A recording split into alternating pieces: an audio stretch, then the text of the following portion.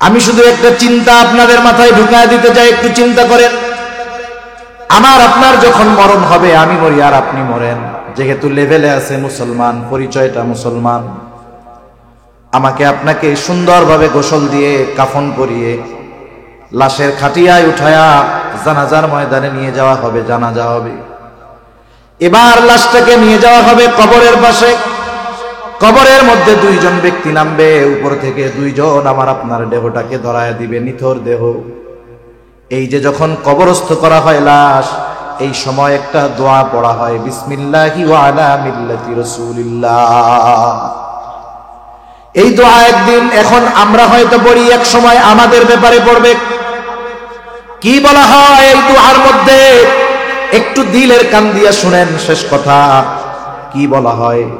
মূলত বলা হয় এই কথা, আল্লাহ, আপনার নামে এমন একজন মানুষকে এখন কবরস্থ করিতেছি, আল্লাহ, যার গোটা হায়াত সুন্নাতের উপরে অতিবাহিত হয়েছে। যখন সে মারা গেছে সুন্নাতের উপরে ছিল, যখন তাকে কবরস্থ করতেছি এখনো সুন্নাতের উপরেই আছে। এমন এক ব্যক্তিকে আপনার নামে এখন কবরে রাইখা দিতেছি, এই কথাটাই মূলত বলা হয়। কষ্ট নিয়েন না, আমি শুধু এতটুকু কথা বলি, আমরা কে কোন সময় মারা যাব বলা যায় না। এখান থেকে আমি বাসায় নাও ফিরে যেতে পারি, এর কোনো নিশ্চয়তা নাই। একটু চিন্তা করে দেখেন, এই দোয়াটা পড়ে অথবা এই কথাটা বলে যেই লোকটাকে কবরস্থ করা হলো, দেখা যাবে গোটা জিন্দেগি সে কখনো সুন্নাতের পাশ দিয়াও হাঁটে না। না তার চেহারায় সুন্নাত আছে, না তার কর্মে সুন্নাত, না তার লেবাসে সুন্নাত ছিল। একটু বুঝে থাকলে জবাব দিবেন, যেহেতু মুসলমানের সন্তান, তার ব্যাপারেও এই দোয়াটা পড়া হবে কি হবে না? কিন্তু বলেন তো, তার বাস্তবতার সাথে আর এই দোয়ার কথার সাথে মিল আছে কি? এখন তার ব্যাপারে এই দোয়াটা সত্য হবে নাকি মিথ্যা হবে? শুধুমাত্র এতটুকু অনুরোধ করি, কোন সময় মরণ হয় বলা যায় না। আমি যদি এখনই মারা যাই অথবা আগামী দিন মারা যাই, 2 দিন পরেও যদি মারা যাই, যখন আমাকে কবরস্থ করা হবে, ওটা হবে আমার অনন্তকালের সফরের প্রথম মঞ্জিল। আমাকে আপনাকে যেন মিথ্যা কথা বলে কবরে না রাখা লাগে, অথবা যেই কথাটা বলবে ওটা আমার আপনার জন্য যেন সত্য হয়, আমার আপনার সাথে যেন কথাটার মিল থাকে, আমার আপনার ব্যাপারে যেন কথাটা সত্য হয়। এই আলোকে যদি জীবন না সাজাতে পারি, মনে রাখবেন ওই জীবন বড় ক্ষমতার অধিকারী হতে পারে, ওই জীবন কোটি কোটি ডলারের মালিক হতে পারে, কিন্তু আল্লাহর কসম, ওই কথাটার সাথে যদি আমার আপনার জীবনের বাস্তবতার মিল না থাকে, আমি আপনি সফল হতে পারি নাই, তাহলে আমার আপনার নামটা ব্যর্থদের তালিকায় চলে যাবে। قال رسول الله صلى الله عليه وسلم من أحب لله وأبغض لله ومنع لله وأعطى لله فقد استكمل الإيمان। রাসূল আকরাম সাল্লাল্লাহু আলাইহি ওয়াসাল্লাম বলেন, মান আহাব্বা লিল্লাহ, যে ভালোবাসে আল্লাহ তাআলার জন্য, তার মানে সে যাকেই ভালোবাসবে এই ভালোবাসা হবে আল্লাহ তাআলার সন্তুষ্টির জন্য। দুনিয়াতে ভালোবাসা 2 ধরনের, একটা হলো বৈধ ভালোবাসা আর একটা হলো অবৈধ ভালোবাসা। আসেন, যেহেতু 14ই ফেব্রুয়ারি, এটা অবৈধ ভালোবাসাকে কেন্দ্র করে এই দিবসের সূচনা হয়েছে। অবৈধ ভালোবাসা কোনটা? অবৈধ ভালোবাসা হলো একটা যুবক যুবতীর মধ্যে যেই বিবাহ বহির্ভূত সম্পর্ক, যুবক বলে আমি তাকে ভালোবাসি, সেও বলে আমি ওকে ভালোবাসি। এ ভালোবাসা যত গভীর হোক, বলেন তো এই ভালোবাসা বৈধ নাকি অবৈধ? এই ধরনের যত ভালোবাসা আছে সব ভালোবাসাগুলো অবৈধ ভালোবাসা। অবৈধ ভালোবাসা আল্লাহর সন্তুষ্টির জন্য বাসা যায় না। কোন যুবক যদি কোন যুবতীকে বলে, যার সাথে তার বিবাহের সম্পর্ক নাই, ভাইও নয়, বোনও নয়, মা বাবাও নয়, ছেলেও নয়, স্বামীও নয়, স্ত্রীও নয়, এই যুবক যদি ওই যুবতীকে বলে, আমি তোমারে আল্লাহর জন্য ভালোবাসি, ও যদি মনে করে এই যুবতীকে ভালোবাসলে আল্লাহ খুশি হবে, আমি বলি খুশি হবে না, বরং তোর ঈমানটা চলে যাবে। অবৈধ ভালোবাসা আল্লাহর সন্তুষ্টির জন্য বাসা যায় না। এখন বলেন, পান করার সময় কার নামে পান করতে হয়? বিসমিল্লাহ বলে পান করতে হয়। এখন বলেন তো, কেউ যদি ইচ্ছা করে বুঝে শুনে বিসমিল্লাহ কইয়া মদ পান করে, ঈমান থাকবে কি থাকবে না? ঈমান চলে যাবে। যেই ভালোবাসা শরীয়ত বলে হারাম, যেই ভালোবাসা শরীয়ত নিষিদ্ধ করেছে, এমন কোন ভালোবাসা আল্লাহর সন্তুষ্টির জন্য বাসা যায় না। যদি কেউ বাসে তাহলে তার ঈমান থাকে না। এজন্য এক নম্বরে আমাদেরকে সকল প্রকার অনৈতিক ভালোবাসা থেকে বেঁচে থাকতে হবে। একটা ছেলে একটা মেয়েকে ভালোবাসতে পারবে না। পারবে কখন? যখন সম্পর্ক হবে শরীয়তের নীতিমালায়, এই ভালোবাসা বৈধ হওয়ার একটা সম্পর্ক যখন তার মধ্যে হবে, তখন ভালোবাসলে সওয়াব আছে। এমনি সওয়াব নাই, বরং ঈমান যাওয়ার আশঙ্কা আছে। ঠিক কিনা বলেন? তাহলে আল্লাহর জন্য ভালোবাসতে হয় বৈধ ভালোবাসা। বৈধ ভালোবাসা কোনটা? বাবার প্রতি মায়ের ভালোবাসা, মার প্রতি সন্তানের ভালোবাসা, মেয়ের প্রতি মার ভালোবাসা, ভাইয়ের প্রতি বোনের ভালোবাসা, এক মুমিন ভাইয়ের প্রতি আর এক মুমিন ভাইয়ের ভালোবাসা। এই সব ভালোবাসাগুলো বৈধ ভালোবাসা। তবে এই বৈধ ভালোবাসাগুলো দুনিয়ায় মানুষ সম্পর্কের কারণেও বাসে। যেমন দুনিয়াতে যত ধর্ম আছে, যত মানুষ আছে, প্রত্যেকটা মানুষ যিনি বিবাহিত তিনি তার স্ত্রীকে ভালোবাসেন, যার সন্তান আছে সন্তানকে ভালোবাসে। আপনি যদি তাদের জিজ্ঞাসা করেন, কেন আপনি আপনার ছেলেটারে ভালোবাসেন, বলে আমার সাথে ওর সাথে রক্তের সম্পর্ক, ভালো কেন বাসবো না? ঠিক কিনা বলেন? তাহলে দুনিয়ার মানুষ অধিকাংশ সম্পর্কের কারণে ভালোবাসে, যদিও ভালোবাসাটা বৈধ। তবে যদি একটু ভালোবাসাটা একটু পরিবর্তন করত, মুমিন সে তো আর এক মুমিনকে যদি মহব্বত করে, আল্লাহর জন্য যদি করে, সেটাও তার ইবাদত হয়ে যায়। স্বামী স্ত্রীকে ভালোবাসবে, শর্ত হলো বলবে যে, দেখো তুমি আমার স্ত্রী, তুমি আমার স্বামী, তোমাকে আমি শুধু সম্পর্কের কারণে ভালোবাসি তা নয়, বরং তোমাকে আমি ভালোবাসি আল্লাহ তাআলার সন্তুষ্টির জন্য।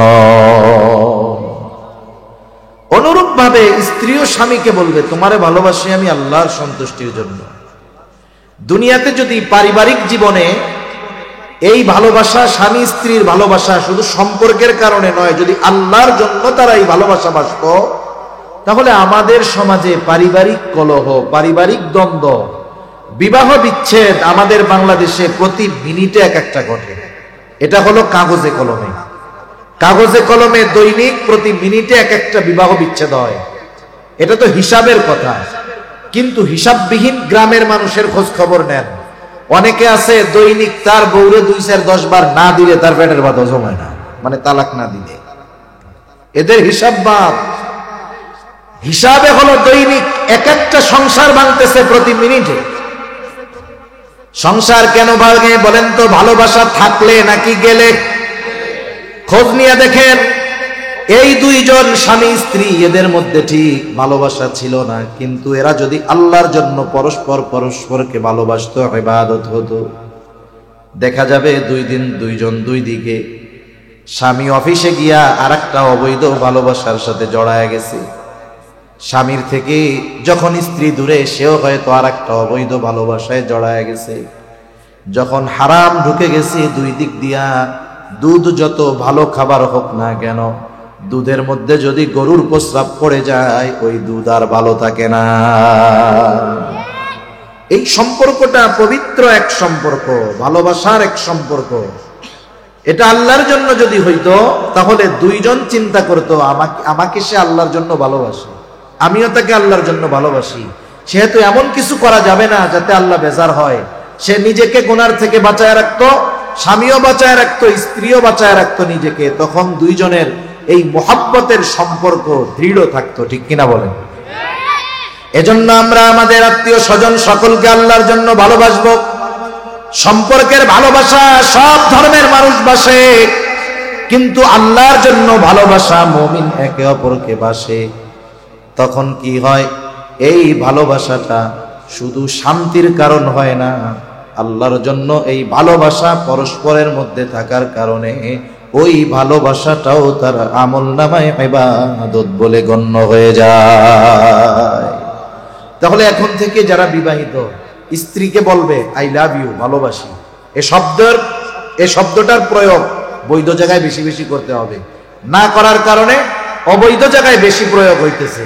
এজন্য আজকের থেকে যাদের ওয়াইফ আছে বিবাহিত, বুড়া হোক আর বুড়া হোক, এটা একবারে বৃদ্ধ হইল মুরব্বী যায় বলবেন আমি তোমাকে ভালোবাসি। ইংরেজিতেও বলবেন আই লাভ ইউ। ভালোবাসি কেন? বলে আল্লাহর সন্তুষ্টির জন্য ভালোবাসি। কথা বুঝেন নাই? ভাই ভাইকে ভালোবাসবে, ভাই বোনকে ভালোবাসবে আল্লাহর জন্য, বাবা সন্তানকে ভালোবাসবে, মেয়ে মাকে ভালোবাসবে আল্লাহর জন্য। তাহলে বলেন আমাদের দুনিয়ার সকল বৈধ ভালোবাসা হবে কার জন্য? জোরে বলেন। আল্লাহর নবী সেই কথাই বলেন, মান আহাব্বা লিল্লাহ, যে বৈধ ভালোবাসা বাসে আল্লাহ তাআলার জন্য। 2 নাম্বার ওয়া আবগাদা লিল্লাহ, যে বিরোধিতা করে, দুশ্মনী করে, সম্পর্ক ছিন্ন করে আল্লাহর জন্য। মনে রাখবেন, আপনি যদি আপনার সন্তানকে আল্লাহর জন্য ভালোবাসেন, ওই আল্লাহর জন্যই আপনি সন্তানের বিরুদ্ধে যেতে পারবেন। যদি শুধু সম্পর্কের কারণে আপনি একজনকে ভালোবাসেন, যদি কখনো আল্লাহর জন্য তার বিরোধিতা করতে হয়, সেটা আপনি তখন পারবেন না। যদি ভালোবাসার মূলটা হয় আল্লাহর জন্য, তাহলে আল্লাহর জন্য আপনি তাকে দুশ্মন বানাতে পারবেন। হতে পারে না? বাবা ছেলের মধ্যে শত্রুতা, দুশ্মনী হতে পারে কি পারে না? মনে করেন সন্তানকে আপনি ভালোবাসতেন, এখন এই সন্তান ইসলাম বিদ্বেষী হয়ে গেছে, এই সন্তান এখন নাস্তিক হয়ে গেছে, এই সন্তান এখন ইসলামের বিরুদ্ধের এক বড় শক্তি, ওর প্রতি আর ভালোবাসা রাখা যাবে? আপনি আগে যেমন আল্লাহর জন্য তাকে ভালোবাসতেন, ও যখন আল্লাহর বিরোধী, রাসূলের বিরোধী, ওর বিরুদ্ধে আপনার শত্রুতা হবে, তবে সেটাও হবে আল্লাহর জন্য। এই জন্য যাকে আল্লাহর জন্য ভালোবাসা যায়, যেই সম্পর্কটা আল্লাহর জন্য গড়া যায়, ওই সম্পর্কটা আল্লাহর জন্য ভাঙাও যায়। এটা ভালোবাসার মূলনীতি হবে যে আমাদের ভালোবাসা হবে আল্লাহ তাআলার জন্য। তাহলে ভালোবাসাও যাবে, তাহলে ওই ভালোবাসা ত্যাগ করাও যাবে। সাহাবায়ে কেরাম এই দৃশ্যটা আমাদের সামনে দেখায় গেছেন। তাদের অন্তরে সর্বদা আল্লাহর মুহাব্বত সবচাইতে সুদৃঢ় ছিল। এরপরে নবীজির মুহাব্বত তাদের ওই অন্তরের মধ্যে সর্বোচ্চ ছিল। এই জন্য তারা আল্লাহর মুহাব্বতে আল্লাহর জন্য বাবার বিরোধিতা করতেও পিছপা হয় নাই। আল্লাহর মুহাব্বতে বাবার বিরুদ্ধে অস্ত্র ধারণ করতেও তারা পিছপা হয় নাই। ইতিহাসের অন্যতম একটি ঘটনা হলো বদরের যুদ্ধের ঘটনা। বদরের যুদ্ধ সংঘটিত হয়েছে 2য় হিজরিতে, 17ই রমাদান। বদরের যুদ্ধের প্রেক্ষাপট হলো মুসলমানেরা কাফেরদের সাথে ব্যাপক আকারে যুদ্ধ করার জন্য প্রস্তুত ছিল না, প্রস্তুতিও ছিল না।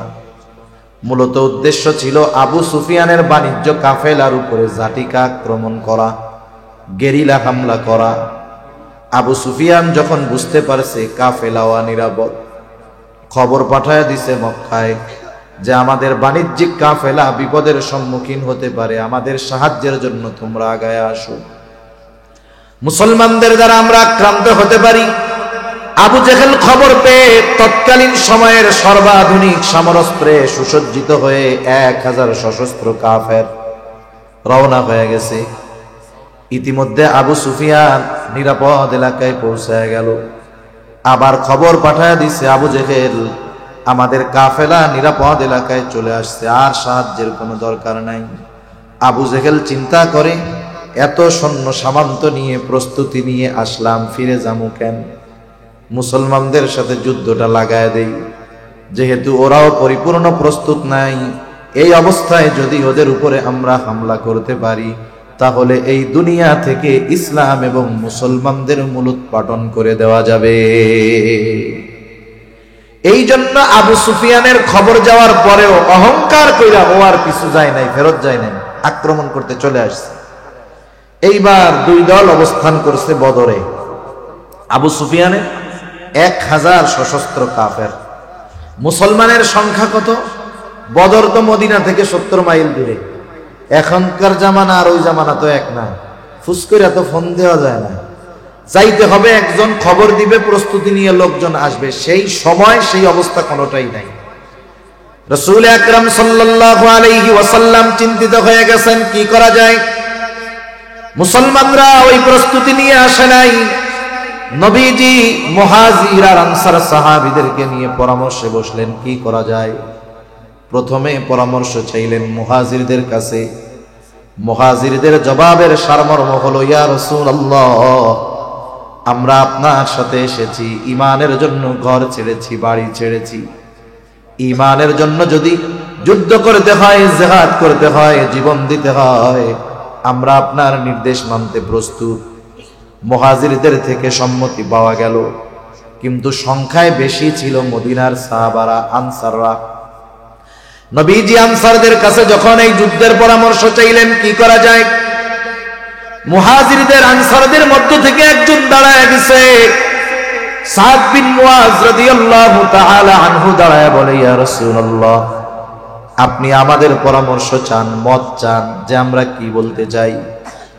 রাসূল, আপনি শুনে নেন, আপনি যদি আমাদের সবাইকে সমুদ্রের পাড়ে দাঁড় করায়া দেন, আর যদি নির্দেশ দেন তোমরা সবাই সমুদ্রের বুকে ঝাঁপায় পড়ো, ইয়া রাসূলুল্লাহ, আপনি এই নির্দেশ দেওয়ার পরে তাকায়া দেখবেন আপনার নির্দেশের পর একটা মানুষও সমুদ্রের তীরে দাঁড়ায়া থাকবে না। আপনি অনুমতি চাইতেছেন, আমরা তো আপনার আদেশ মানার জন্য প্রস্তুত, কোনো কারণও জিজ্ঞাসা করব না, কেন সমুদ্রে ঝাঁপায় পড়তে বলতেছেন। আপনি শুধু বলবেন আর আমরা ঝাঁপায় পড়বো, তাকায়া দেখবেন একজনও দাঁড়ায় নেই। আর একজন বলে, ইয়া রাসূলুল্লাহ, আপনি এত চিন্তা করেন কেন? আমরা আপনার সামনে পেছনে ডানে বামে চতুর্দিকে অবস্থান নিয়ে কাফেরদের বিরুদ্ধে যুদ্ধ করব। আমরা এমন ভাবে যুদ্ধ করব, আপনি আমাদের যুদ্ধ দেখে খুশি হয়ে যাবেন। নবীজি বাছাই করে পাইলেন 313 জন। 313 জনের কাছে 313টা অস্ত্র নাই। যুদ্ধের ময়দানে প্রাইমারি কিছু আর্মস আছে, যেটা সব সৈন্যের কাছে থাকবে, এটা কমন। তৎকালীন সময়ের যুদ্ধ জেহাদের মধ্যে তলোয়ার, এটা হলো প্রাথমিক এক অস্ত্র। অথচ এই তলোয়ার আছে 100টা, লোকের সংখ্যা হলো 313 জন। 313 জনের কাছে 313টা তলোয়ার নাই। প্রচন্ড গরম, রোজা রেখে, প্রথম বছর রোজা ফরজ হয়েছে, প্রচন্ড গরমের সময় রোজা ফরজ হয়েছে। রোজা রেখে কারো পায়ের মধ্যে জুতা নাই, সকলের কাছে চড়ার মতো বাহন নাই, পায়ে হেঁটে, কারো হাতের মধ্যে পাথর, কারো হাতের মধ্যে লাঠি। এই গড়ে নিরস্ত্র 313 জন মানুষ তৎকালীন সময়ের 1000 কাফেরের বিরুদ্ধে যুদ্ধ করার জন্য ময়দানে হাজির হয়ে গেছে। যদিও তাদের সংখ্যা 313, অস্ত্রবিহীন, কিন্তু এই 313 জনের ঈমান এত পাওয়ারফুল ছিল যে গোটা দুনিয়াও যদি ওই 313 জনের সামনে এসে দাঁড়িয়ে যেত, ওই গোটা দুনিয়ার সব শক্তির বিরুদ্ধে ওই 313 জন যথেষ্ট হয়ে যাইত। কারণ তাদের ঈমান ছিল পরিপূর্ণ। 313 জন গেছে। এই 313 জনের মধ্যে একজনের নাম হলো আবু উবাইদা ইবনুল জাররাহ রাদিয়াল্লাহু তাআলা আনহু। আবু উবাইদা ইবনুল জাররাহ যুদ্ধের ময়দানে গেছে। ওনার নাম হলো আবু উবাইদা, বাবার নাম হলো জাররাহ। আবু উবাইদা জান্নাতের স্পেশাল সুসংবাদ প্রাপ্ত 10 জনের একজন। আমরা অনেক সময় মনে করি শুধুমাত্র মনে হয় 10 জনের ব্যাপারেই জান্নাতের সংবাদ আল্লাহ দিছে। না, মূলত এই 10 জনের জন্য স্পেশাল ভাবে আল্লাহ তাআলা জানিয়েছেন। তবে যত সাহাবা একরাম আছে সকলের ব্যাপারে আল্লাহ তাআলার ঘোষণা হলো রাদিয়াল্লাহু আনহুম। যত সাহাবা একরাম আছে আল্লাহ তাআলা বলেন আমি সবার উপরে রাজি খুশি সন্তুষ্ট। আল্লাহ তাআলা যাদের উপরে রাজি খুশি সন্তুষ্ট হওয়ার ঘোষণা দিয়েছেন এরা জান্নাতি, এটা বোঝার কোনো কষ্ট হওয়ার কথা না। এখন এই আবু উবাইদা যুদ্ধের ময়দানে গেছে। আবু উবাইদা মুমিন, ওর বাবা জাররাহ কাফের। আর আবু উবাইদাকে জান্নাতের স্পেশাল সুসংবাদ প্রাপ্ত 10 জন। যেমন অনেক সময় বিদেশ সফরে যায় না মানুষ, বিদেশ সফরে বড় বড় যেই বিমানগুলো বোয়িং বা এয়ারবাসের বড় বড় বিমান 500-700-800 মানুষ ধরে, ওই বিমানগুলোর ভিতরে ওই বিমানের গন্তব্য, ওই বিমানে যারা আছে মধ্যে সবার গন্তব্য এক জায়গায়, ঠিক না?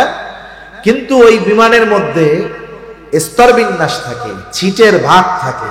কিছু থাকে বিজনেস ক্লাস, কিছু থাকে রয়্যাল ক্লাস, আর কিছু থাকে ইকোনমি ক্লাস। যাত্রী সব এক জায়গায় যাবে, কিন্তু সবচাইতে ভিআইপি কারা? যারা বিজনেস ক্লাসে থাকে। এদের জন্য ব্যবস্থাপনা ভিন্ন, এদের সিটটা ভিন্ন, এদের নাস্তা ভিন্ন, এদের জন্য টেক কেয়ারের ব্যবস্থা ভিন্ন, কিন্তু গন্তব্য তো সবার এক জায়গায়, ঠিক কিনা বলেন? নাকি এই 10 জনের চেয়ার টেয়ার ভালো বইলা এনাগোলাইকে আলাদা ব্যবস্থা আছে, ওনারা ওনাদের বাড়ির উপরে বিমান দাঁড়াবে, ওনাদেরকে ওই জায়গায় নামাই দিবে, এমন নাকি? সবাই এক জায়গায় যাবে, এক জায়গায় নামবে, গন্তব্য এক জায়গার, একই বিমানের, কিন্তু তফাৎ কি? কিছু আছে হলো বিজনেস ক্লাসের আর কিছু আছে ইকোনমি ক্লাসের। তাতে কি সব এক জায়গায় তো যাবে। এই বিজনেস ক্লাস এদের মর্যাদা বেশি, একটু পাওয়ার বেশি, সম্মান বেশি। জান্নাতের সুসংবাদ প্রাপ্ত 10 জন, বাকি সবারও গন্তব্য এক, কিন্তু এই 10 জনের একটু স্পেশালিটি বেশি। আবু উবাইদা যুদ্ধের ময়দানে গিয়ে দেখে তাকায়া তার বাবা জাররাহ কাফের, কাফেরদের পক্ষে যুদ্ধ করার জন্য আসছে আবু উবাইদার বাবা। বাবা যদিও কাফের হয়, ইসলাম কখনো বলে না যে বাবা কাফের হইলে বাবার সাথে খারাপ আচরণ করবা, ভালো ব্যবহার করবা না। বরং ইসলাম এটা বলে তোমার বাবা যদি কাফের হয় ওই বাবার সাথে খারাপ আচরণ করবা না, বরং ওই কাফের বাবার সাথেও তোমরা সদাচরণ করবা। ইসলাম কখনো বাবা যদি কাফের হয় কারণ ওই কাফের বাবার সাথে ইসলাম কখনো খারাপ আচরণ করতে বলে না, বরং ইসলাম বলে ওই কাফের বাবার সাথেও কি করবা? সদাচরণ করবা, ভালো ব্যবহার। আসমা বিনতে আবি বকর রাদিয়াল্লাহু তাআলা উনি আসছে নবীজির কাছে, এসে বলে ইয়া রাসূলুল্লাহ আমার মা একজন মুশরিকা, আপনারে পছন্দ করে না, দেখতে পারে না। নবীজিকে বলতে চাইছে কি আমার মা একজন মুশরিকা, উনি আপনাকে খুব অপছন্দ করে, দেখতে পারে না আপনারে। উনি মাঝে মধ্যে আমার কাছে আসে, আমার মা যদিও, আমি ওনার সাথে কেমন আচরণ করব? আমরা হইলে কইতাম আমারে দেখতে পারে না, আসলে লাঠি দিয়া ফিডাইয়া ঘরের থেকে বের করে দিবে। নবীজি কি বললেন? যখন আসবে তুমি তার সাথে উত্তম ব্যবহার করবা। সুবহানাল্লাহ বলেন। তাইলে মা যদি বাবা যদি মুশরিক মুশরিকাও হয় তাদের সাথে ভালো ব্যবহারের নির্দেশ আল্লাহও দিয়েছেন, রাসূলুল্লাহও দিয়েছেন। সুবহানাল্লাহ বলেন। মা মুশরিক, ভালোবাসেন মারে, সমস্যা নাই তো, ভালোবাসা এই জায়গা খাটান। আল্লাহ রাব্বুল আলামিন মা বাবা মুশরিক হলে যে ভালোবাসা যাবে না এমনটা বলেন নাই। রাসূলুল্লাহ সাল্লাল্লাহু আলাইহি ওয়াসাল্লামের নির্দেশনার মাধ্যমে জানা যায় মা বাবা যদি মুশরিক হয় ভালোবাসতে কোনো অসুবিধা নাই। আবার আল্লাহ তাআলা কোরআনুল কারীমের মধ্যে জানায় দেন মা বাবা যদি মুশরিক হয় ওই মা বাবার সাথে খারাপ আচরণ করার সুযোগ সন্তানের না। তাআলা সবচাইতে বেশি বেজার হন বান্দা যখন শিরিক করে। কি করে বলেন? ঘুমাইতেছেন নাকি? তাকবীর দেন, নারায়ে তাকবীর। জবাবটাও এরকম একটু জোরে দিয়েন, তাহলে বুঝবো না দাজা আছেন। আল্লাহ তাআলা সবচাইতে বেশি বেজার হয় বান্দা যখন কি করে বলেন? শিরিক করে, আল্লাহর সমকক্ষ দাঁড় করায়, আল্লাহর সমকক্ষ দাঁড় করায়। মানে যেই জিনিসটা দেওয়ার পাওয়ার আল্লাহ, ওই জিনিসটা সে আরেকটা মাখলুকের কাছে চায়। আমাদের দেশে তো অনেক সময় তাজাদার কাছে চায়, এও এক ব্যাপার বুঝলাম, কিন্তু অনেক সময় মরাডার কাছে গিয়াও চায়। মানে বুঝেন নাই, মাজারে গিয়া চায়, আছে না নাই? কবরের পাশে গিয়া চায়, আছে না নাই? আরে মাজারওয়ালার কি পোলাপান দেওয়ার ক্ষমতা আছে? ওর যদি থাকতো এই ক্ষমতা, ওই তো নিজেই মরতো না, কমপক্ষে নিজের বাঁচার চেষ্টাটা করত। আল্লাহ তাআলা সবচাইতে বেজার হয় বান্দা যদি আল্লাহর সাথে শিরিক করে। নামাজ না পড়লে বেজার হয়, কিন্তু শিরিক করার মতো বেজার হয় না। শিরিক করলে এত বেজার হয় আল্লাহ, যে আল্লাহ তাআলা আমার আপনার নবীজিকে আরশে আজিম পর্যন্ত সফর করিয়েছেন। ওখানে গিয়ে এই ঘোষণা, এই খবর আমাদের জানিয়ে দিয়েছেন যে হাবিব, আপনার উম্মত যদি শিরিক থেকে বেঁচে থাকে, তার দ্বারা যদি অন্য কোনো পাপ সংগঠিত হয়ে যায়, শিরিক থেকে যদি বাঁচে, মাপ চাইলেই আমি আল্লাহ অন্যগুলা মাফ করে দিব। সুবহানাল্লাহ বলেন। বরং আল্লাহ তাআলা তো এমনটা বলেন, আমি চাইলেই মাফ করে দিব যদি শিরিক না করে। বান্দা গুনাহ করছে, মাপ চায় নাই, কিন্তু সে কখনো শিরিক করে নাই। আল্লাহ তাআলা আল্লাহর কাছে মাপ চাওয়া ছাড়া, ওই নামাজ পড়ে নাই ওই গুনাহ মাফ করে দিতে পারে, রোজা রাখে নাই ওই গুনাহ আল্লাহ চাইলে মাফ করে দিতে পারে, তার ক্ষমা চাওয়া লাগবে না। কিন্তু যদি শিরিক করে, মাফ না চাওয়া পর্যন্ত, তাওবা না করা পর্যন্ত আল্লাহ ক্ষমা করবে না। এত বেজার হয় আল্লাহ শিরিক করলে। আল্লাহ তাআলা বলেন, ইন্নাশ শিরকা লাযুলমুন আযীম, শিরিক হলো মহাজুলুম, মহা অন্যায়।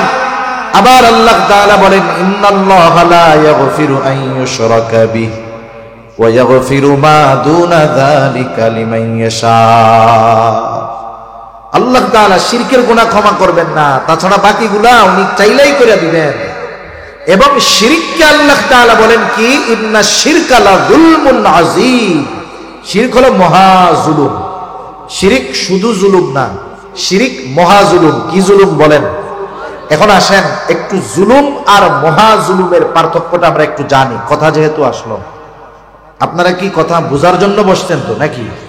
একটা হলো, মনে করেন অনেকে কথা শোনার জন্য বসে, অনেকে কথা বোঝার জন্য বসে। শোনার জন্য যদি বসে, বুঝের খেয়াল যদি না থাকে, তাইলে শুনতে যদি শ্রুতি মধুর না হয়, তাইলে আর ভালো লাগবে না।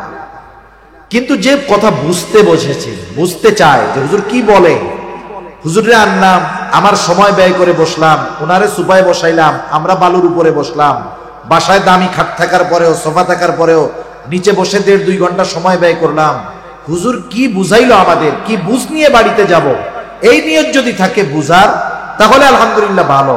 আর যদি শুধু চিন্তা করেন যে আমার শুনতে ভালো লাগতেছে কিনা, এটা যদি ওটার সাথে কম্পেয়ার করেন, তাহলে তো কঠিন হয়ে দাঁড়াবে। আপনারা বুঝবার নিয়তে বসছেন তো। এখন আসেন, শুধু জুলুম আর মহাজুলুম। আল্লাহ বলছেন শিরিক মহাজুলুম। কেন? জুলুম কিভাবে হয়? জুলুম হয় হলো সবল কর্তৃক দুর্বলের উপরে যেটা করা হয় অন্যায়, ওটাকে বলে জুলুম।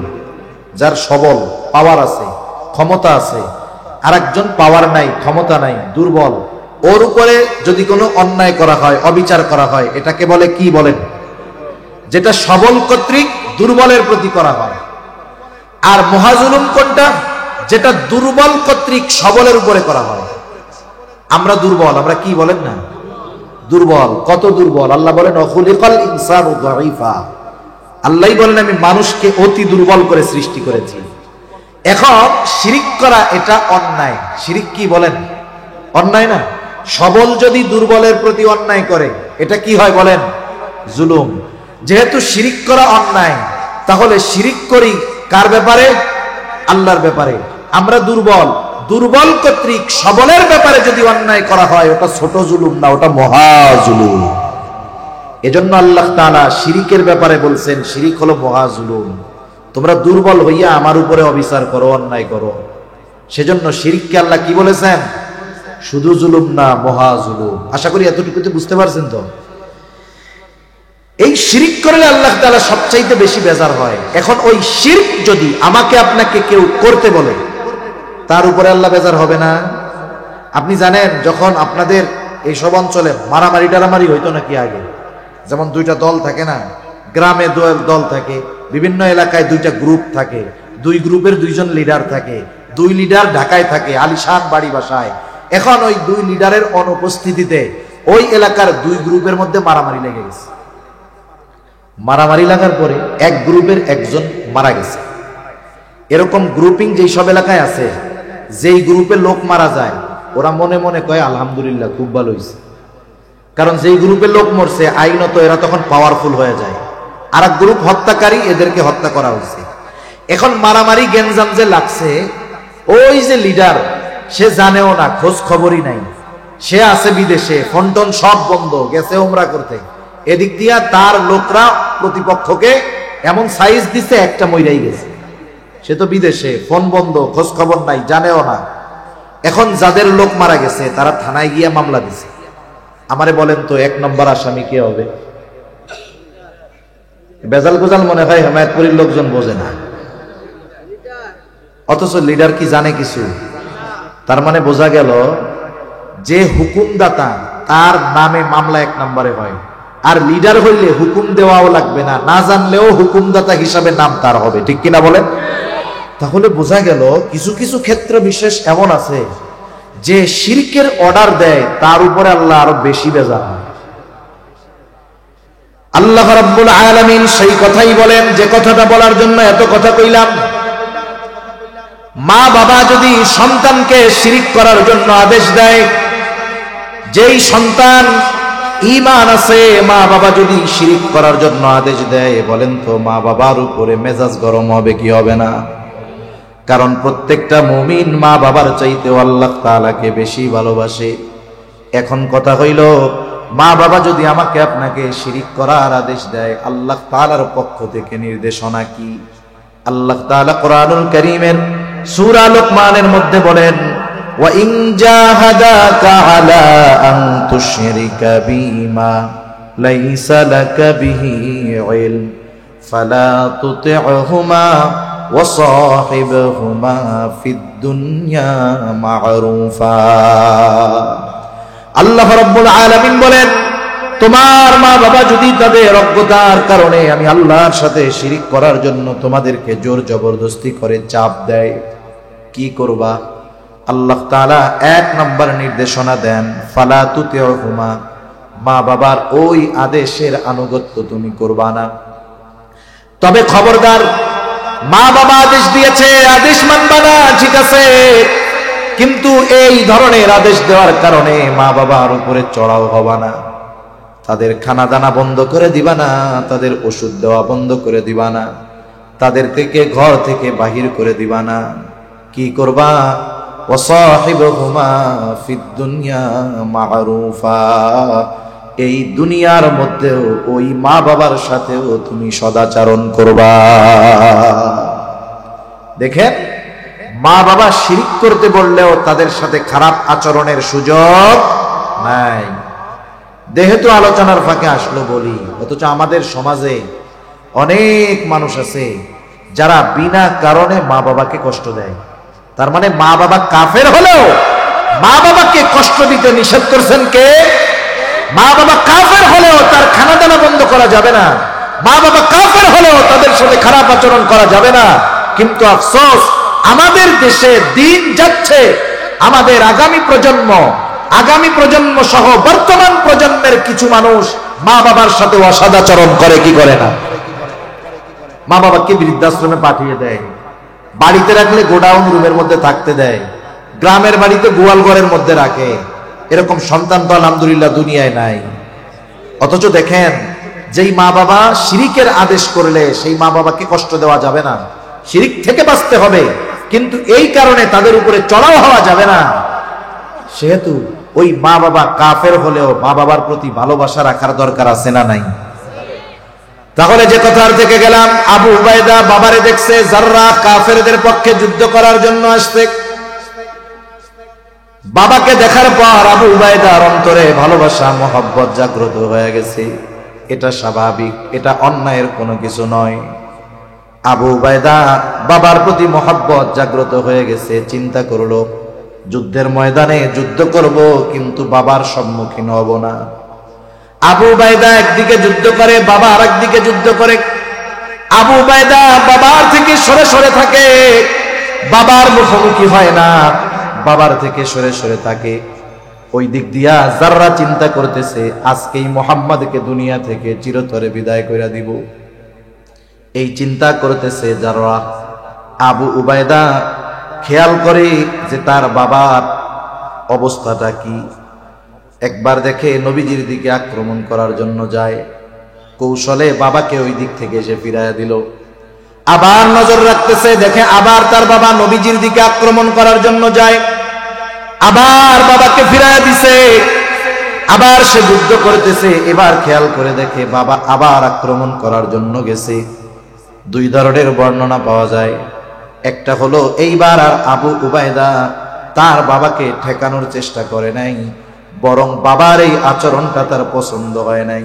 কারণ আবু উবায়দার অন্তর ঈমানে ভরপুর, আল্লাহর মহব্বত, নবীর মহব্বত দিয়ে ভরপুর। নবীজির সাথে এমন বেয়াদবি আবু উবায়দা পছন্দ করে নাই।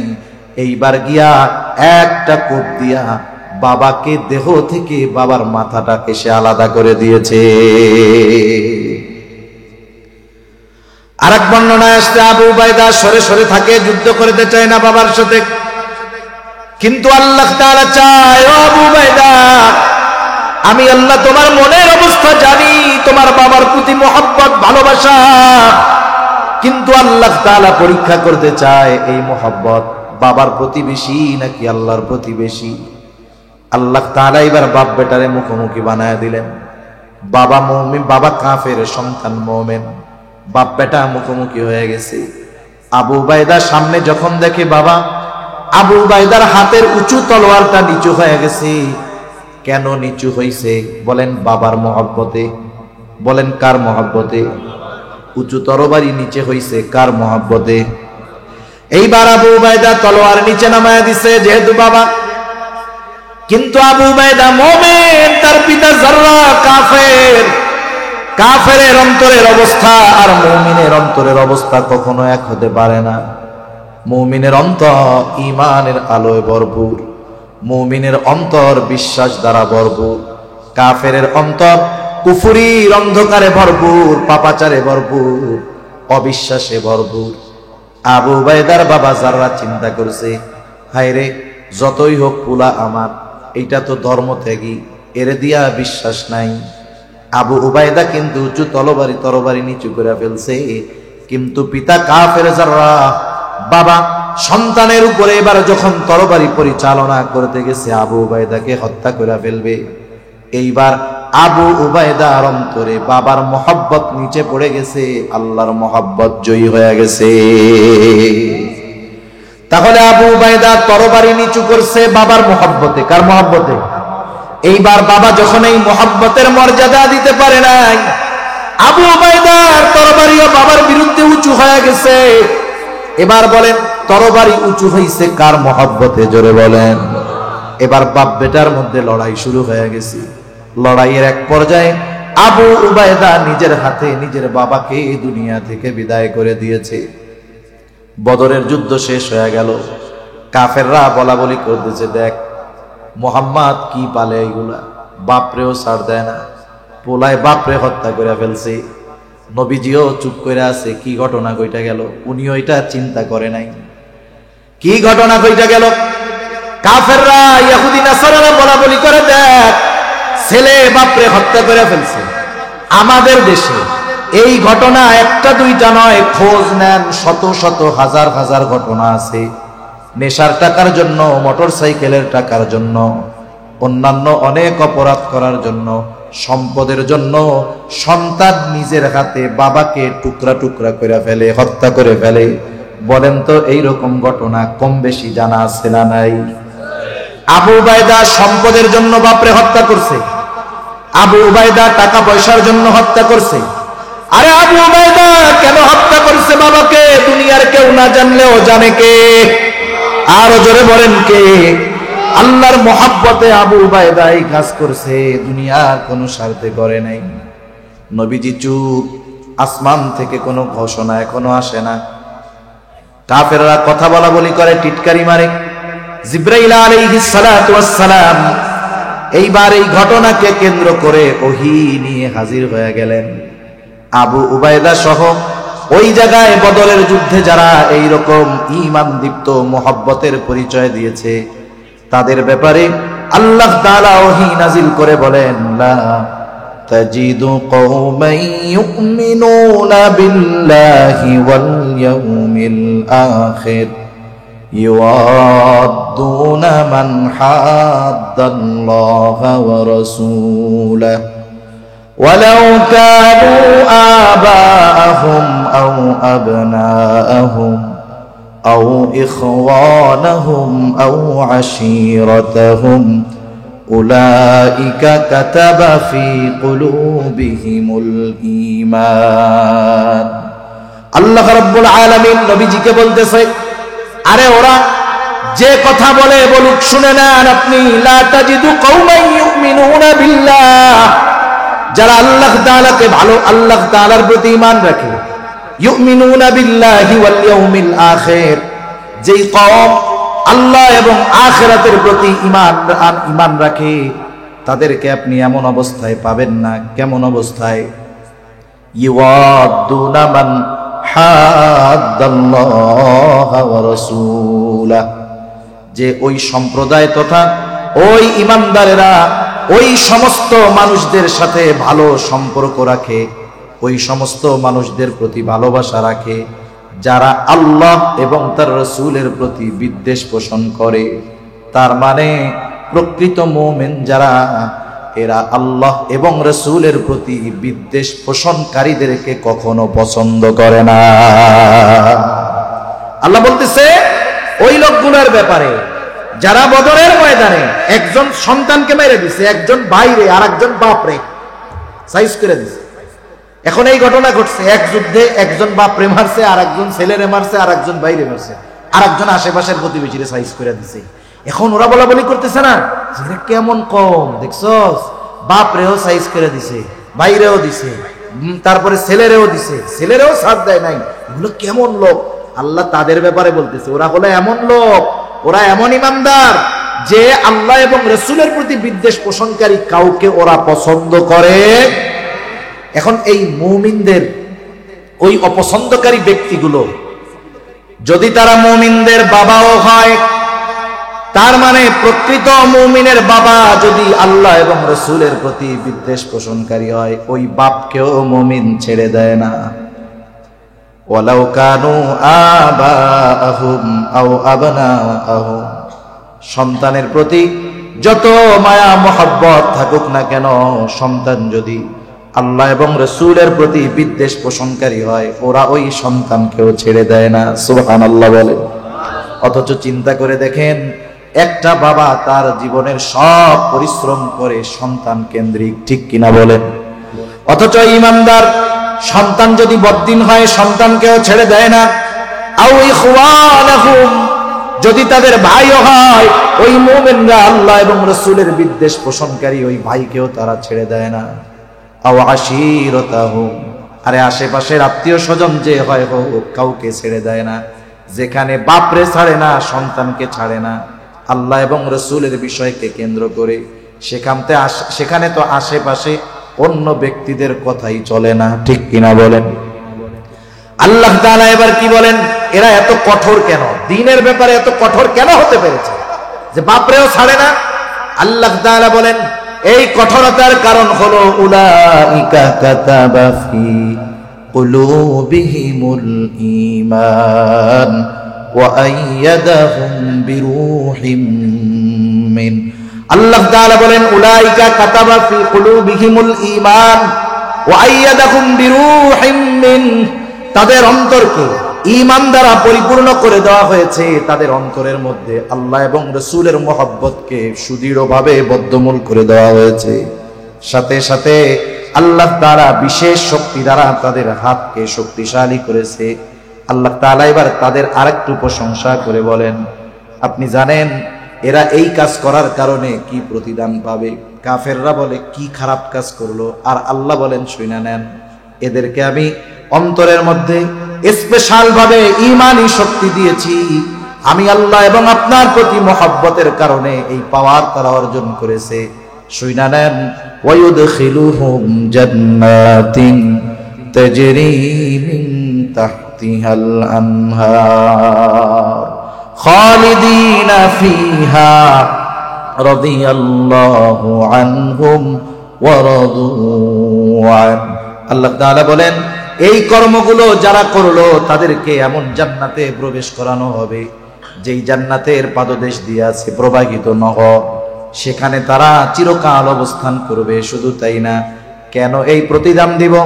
কাফেররা যদিও তাদের এই কর্মের জন্য তিরস্কার করতেছে, আপনি শুনে নেন, রাদিয়াল্লাহু আনহুম ওয়া রাদু আন, তাদের এই কর্মের কারণেই আমি আল্লাহ স্বয়ং তাদের উপরে সন্তুষ্ট। তাহলে আমি যে কথার থেকে গেছি আবার পেছনের দিকে যাই, যে আমার আপনার কারো সাথে যদি দুশ্মনী পোষণ করতে হয়, শত্রুতা করতে হয়, বিরোধিতা করতে হয়, আমার সম্পদের জন্য করব না, জায়গা জমির জন্য করব না, ক্ষমতার জন্য করব না। যদি আমার বাবাকেও দুশ্মন বানাতে হয়, কার জন্য বানাবো? আরো জোরে বলেন, কার জন্য? আপনি আমাকে গোটা দুনিয়ার মধ্যে এমন একটা ঘটনা দেখান, এক বাবা তার ছেলেরে মাইরা ফেলছে, আল্লাহর জন্য একটাও পাবেন না। বাপ ছেলেরে মারতেছে, ছেলে বাপরে মারতেছে, দুনিয়ার পাওয়ার, জমি, জাতি, ক্ষমতা এইসবের জন্য। কিন্তু আল্লাহর মুহাব্বতকে প্রাধান্য দিয়ে এই ধরনের কাজ করা, এটা যেন তেন ব্যাপার নয়। তাহলে আসেন আমরা আর একটু সামনে যাই, আপনাদের কষ্ট হয়ে যাচ্ছে বেশি, সময়ও হয়ে গেছে অনেক। রাসূলুল্লাহ সাল্লাল্লাহু আলাইহি ওয়াসাল্লাম বললেন, এক নাম্বার, মান আহাব্বা লিল্লাহ, ভালোবাসতে হবে কার জন্য? জোরে বলেন। যাকে ভালোবাসলে আল্লাহ খুশি হবে, আমরা অবশ্যই অবশ্যই তাকে ভালোবাসবো। এই ভালোবাসাটা হবে আল্লাহর জন্য। বলবো, ভাই আপনারে আল্লাহর জন্য ভালোবাসি। এখন যদি কাউকে দুশ্মন বানাতে হয়, শত্রু বানাতে হয়, জাগতিক কোনো কারণে দুশ্মন বানাবো না। দুশ্মনও যদি বানাতে হয়, নিজের বাবাকেও দুশ্মন বানাবো, তবে কার মহব্বতে? ওমান আলিল্লাহ, কাউকে কিছু যখন দিব, প্রদান করব, কার সন্তুষ্টির জন্য? কাউকে কিছু থেকে যখন বাধা প্রদান করব, কার সন্তুষ্টির জন্য? এই চারটা বিষয় যদি আমার আপনার মধ্যে চলে আসে, ভালোবাসা যদি আল্লাহর সন্তুষ্টির জন্য হয়, শত্রুতা যদি আল্লাহর সন্তুষ্টির জন্য হয়, কাউকে দেওয়া যদি সন্তুষ্টির জন্য হয়, কাউকে কিছু থেকে বাধা দেওয়া যদি আল্লাহর সন্তুষ্টির জন্য হয়, নবীজি বলেন, শুনে নাও, ফাকাদ ইস্তাকমালাল ঈমান, এই চার গুণ সম্পন্ন মুমিন, সে হলো কামেল মুমিন, সে তার ঈমানকে পরিপূর্ণ করলো। আর আল্লাহকে সবচেয়ে বেশি ভালোবাসে কে? যার ঈমান পরিপূর্ণ। এখন কার ঈমান পরিপূর্ণ এটা আমরা বুঝতে পারছি তো? বুঝেন নাই? যার মধ্যেই চার গুণ থাকবে, ভালোবাসবে আল্লাহর জন্য, দুশ্মনী করবে আল্লাহর জন্য, কাউকে কিছু দিবে আল্লাহর জন্য, কাউকে কিছু থেকে বাধা দিবে আল্লাহর জন্য, তার ঈমান পরিপূর্ণ। আর ওই ব্যক্তির ব্যাপারেই আল্লাহ বলেন, ওয়াল্লাযীনা আমানু আশাদ্দু হুব্বাল লিল্লাহ, যেহেতু তার ঈমান পরিপূর্ণ আর সে আল্লাহকে ভালোবাসে, সুদৃঢ় ভালোবাসা। সুবহানাল্লাহ বলে। তাহলে এক নম্বরে আমাদের সর্বোচ্চ ভালোবাসতে হবে কাকে? দুই নাম্বার, আল্লাহর রাসূলকে সর্বোচ্চ ভালোবাসতে হবে। আমি আলোচনা বেশি লম্বা করব না, আমি বেশি সময় আর কষ্ট দিব না। কেন নবীকে সবচাইতে বেশি ভালোবাসবো, এর দুই একটা কথা আমি বলবো আপনাদের। বলেন তো, আল্লাহকে ভালোবাসবো কেন? কারণ আল্লাহ আমাদের ভালোবাসে। মনে করেন আপনারে যদি একজন এই পরিমাণ ভালোবাসে যে সে আপনার জন্য জীবন দিতে প্রস্তুত, আপনিও তাই, তাহলে তাকে ভালোবাসতে গিয়ে জীবন দিতে হলে পিছপা হবেন? বলেন তো, পিছপা হবেন না, কমপক্ষে তো সমান সমান বাসবেন। এখন আসেন, আল্লাহরে যে আমরা সর্বোচ্চ ভালোবাসবো, কেন বাসবো এর একটা জবাব দেই পরের আলোচনায় যাওয়ার আগে। কষ্ট হচ্ছে না তো আপনাদের? ঘুম আসতেছে? তাকবীর দেন আবার, নারায়ে তাকবীর। এই মাশাআল্লাহ, বোঝা যাচ্ছে ঈমান দীপ্ত শক্তি কিছু আছে। এখন আল্লাহকে কেন ভালোবাসবো? বিষয় হলো, আল্লাহ আমাদের সবচেয়ে বেশি ভালোবাসে। আমাদের সবচেয়ে বেশি ভালোবাসে কে? কত ভালোবাসে একটা হাদিস বলি, এরপরে আমি পরের আলোচনায় যাই। আল্লাহ তাআলা আমাদের কত ভালোবাসে, কত ভালোবাসা আমাদের জন্য আল্লাহ তাআলার। রাসূল আকরাম সাল্লাল্লাহু আলাইহি ওয়াসাল্লাম বলেন, ইন্না লিল্লাহি মিআতু রাহমাহ আনজালা মিনহা রাহমাতান ওয়াহিদাতান বাইনাল জিন্নি ওয়াল ইনস ওয়াল বাহাইমি ওয়াল হাওয়া। নবীজি বলেন, আবু হুরায়রা রাদিয়াল্লাহু তাআলা আনহু থেকে বর্ণিত হাদিস, নবীজি বলেন আল্লাহ তাআলার কাছে 100টা রহমত আছে। এই রহমতের অর্থ ধরবেন ভালোবাসা। 100টা কি আছে? রহমত আসছে রহিম শব্দ থেকে। আমি যাক শব্দিক ব্যাখ্যা আর যাব না, তাহলে আরেক ঝামেলা হয়ে যাবে। রহমত মানে আপনি ভালোবাসাই অর্থ নেন। আল্লাহ তাআলার কাছে 100 ভালোবাসা আছে, 100 রহমত আছে। কয়শো? আনজালা মিনহা রাহমাতান ওয়াহিদাতান বাইনাল জিন্নি ওয়াল ইনস ওয়াল বাহাই ওয়াল হাওয়াই। ওই 100 ভালোবাসা থেকে একটা ভালোবাসা, 100 রহমত থেকে একটা রহমত, অথবা 100 ভাগ দয়া রহমত ভালোবাসা থেকে 1 ভাগ দয়া মায়া রহমত আল্লাহ তাআলা গোটা সৃষ্টি কুলের মাঝে বন্টন করে দিয়েছেন। পৃথিবীর শুরু থেকে নিয়ে শেষ পর্যন্ত শুধু মানুষ না, যত মাখলুক ছিল, আছে, আসবে, সকলের মধ্যে আল্লাহ তাআলা 100 ভাগ থেকে কয় ভাগ বন্টন করে দিবেন? জোরে বলেন। ওই 1 ভাগ থেকে একটা অংশ আমার আপনার নবীকে আল্লাহ তাআলা দিয়েছেন। ওই 1 ভাগ থেকে গোটা দুনিয়ার সব মা বাবার মধ্যে দিয়েছেন। সেটা হোক মানুষ, সেটা হোক জিন, সেটা হোক জঙ্গলের হিংস্র প্রাণী। সকল হিংস্র প্রাণীর মধ্যেও সন্তানের জন্য মায়া আছে না নাই? আল্লাহ তাআলা সকলের মধ্যে দিয়েছেন। আমার আপনার নবীকেও ওই 1 ভাগ থেকে একটা অংশ আল্লাহ তাআলা দিয়েছে। নবীজি বলেন, আখরাল্লাহু লাহু 99 রাহমাত। বাকি 99 ভাগ ভালোবাসা, দয়া, মায়া, রহমত আল্লাহ তাআলা নিজের কাছে সংরক্ষণ করে রাখছে। কেন? 1 ভাগ দিছে গোটা সৃষ্টিকুলের মধ্যে, শুরু থেকে নিয়ে শেষ পর্যন্ত সকল প্রাণীর অন্তরে এই 1 ভাগের একটা অংশ গেছে। যেমন বিষধর সাপ, ওর বাচ্চার জন্য মায়া আছে না নাই? ওই মায়াটুকু 1 ভাগের একটা অংশ। বাপ কত হিংস্র বলেন তো, তার বাচ্চার জন্য তার অন্তরের মধ্যে মায়া, মোহাব্বত, ভালোবাসা আছে না নাই? ওই 1 ভাগের থেকেই একটা অংশ। নবীজি বলেন আল্লাহ তাআলা বাকি 99 ভাগ দয়া, মায়া, রহমত, ভালোবাসা নিজের কাছে রাখছেন। কেন? নবীজি বলেন, ইয়াগফিরু বিহি ইবাদাহু ইয়াউমাল কিয়ামাহ। বাকি 99 ভাগ দয়া, মায়া, রহমত, ভালোবাসা দিয়ে আল্লাহ তাআলা কিয়ামতের দিন তার গুনাহগার বান্দাদেরকে ক্ষমা করে দিবে। তাহলে আল্লাহ তাআলা আমাদের সবচেয়ে বেশি ভালোবাসে। এই জন্য আমাদেরও সবচেয়ে বেশি ভালোবাসতে হবে কাকে? এই ভালোবাসা শুধু হুজুররা বাসবে আর মুরব্বীরা বাসবে, যুবকরা গিয়া যুবতীদের বাসবে, এরকম নাকি? তাহলে চিন্তা করে দেখেন, আমার আপনার অন্তরের মধ্যে ভালোবাসা আছে না? এই ভালোবাসা যদি আপনি অবৈধ জায়গায় ব্যয় করেন, আল্লাহর কসম এই ভালোবাসার খেয়ানত হবে। কিয়ামতের দিনের জবাব আল্লাহর কাছে দেওয়া লাগবে যে আমি তোর অন্তরে মুহাব্বত দিয়েছিলাম, ভালোবাসা দিয়েছিলাম, তুই অবৈধভাবে ভালোবাসা ব্যয় করেছিস, অথচ আমি আল্লাহ এবং আমার রাসূলের প্রতি তোর ভালোবাসা ছিল না, তুই খেয়ানত কেন? ঠিকানা জাহান্নামে যা। সেজন্য ভালোবাসার দামি সম্পদ। আমি ভালোবাসার ওয়াজ করতে চাইছি না, ভালোবাসা যে দামি সম্পদ, বুঝতে পারছেন? ভালোবাসা যে বৈধ সম্পদ, বুঝতে পারছেন? বৈধ সম্পদ বৈধ জায়গায় ব্যয় করতে হবে। বৈধ সম্পদ অবৈধ জায়গায় ব্যয় করলে গুনাহ না সওয়াব? জোরে বলেন, কি হবে? বড় বড় গুনাহ হবে। এখন আসেন ফার্স্ট পার্ট কমপ্লিট, মোটামুটি সংক্ষিপ্ত সারে, যে আমাদের অন্তরে যে ভালোবাসা আছে এটা আমাদের পরিবার পরিজন, আত্মীয় স্বজন, মুমিনের জন্য হবে, তবে সম্পর্কের জন্য নয়। এই ভালোবাসাটাও হবে আল্লাহর জন্য। কার জন্য? যেহেতু আমরা আমাদের জীবনের সর্বোচ্চ ভালোবাসা রেখেছি কার জন্য? আল্লাহর জন্য। দ্বিতীয়, নবীজির জন্য হবে এর পরবর্তী ভালোবাসা। নবীজির জন্য ভালোবাসা হবে আমার আপনার জীবনের চাইতে বেশি। আল্লাহ এবং রাসূলকে ভালোবাসতে হবে। এখন নবীজিকে সর্বোচ্চ ভালো কেন বাসবো? নবীজিকে কেন ভালোবাসবো একটু শুনেন। একটা উদাহরণ দিই, অল্প সময়ের মধ্যে তেলে শেষ করে দিতে পারবো। এখন আপনাকে একজন মানুষ শুধু বলে, ভাই আপনারে খুব ভালোবাসি। কি বলে? বলে না, দোস্ত তোমারে আমি খুব ভালোবাসি, দোস্ত তোমার লাইগা জীবনে পড়লে মা জীবন দিয়ে দেয়, মা বাবা জীবন দিয়ে দেয়। কিন্তু কঠিন মুসিবতের দিন যখন মানুষেরা পড়ে যাবে, সেই দিন মা সন্তানকে চিনবে না, সন্তান মাকে চিনবে না। আল্লাহ তাআলা বলেন, ইয়াউমা ইয়াফিরুল মারউ মিন আখিহি ওয়া উম্মিহি ওয়া আবিহি ওয়া সাহিবাতিহি ওয়া বানিহি লিকুল্লি ইমরিইম মিনহুম ইয়াউমাইযিন শা'নুন ইউগনি।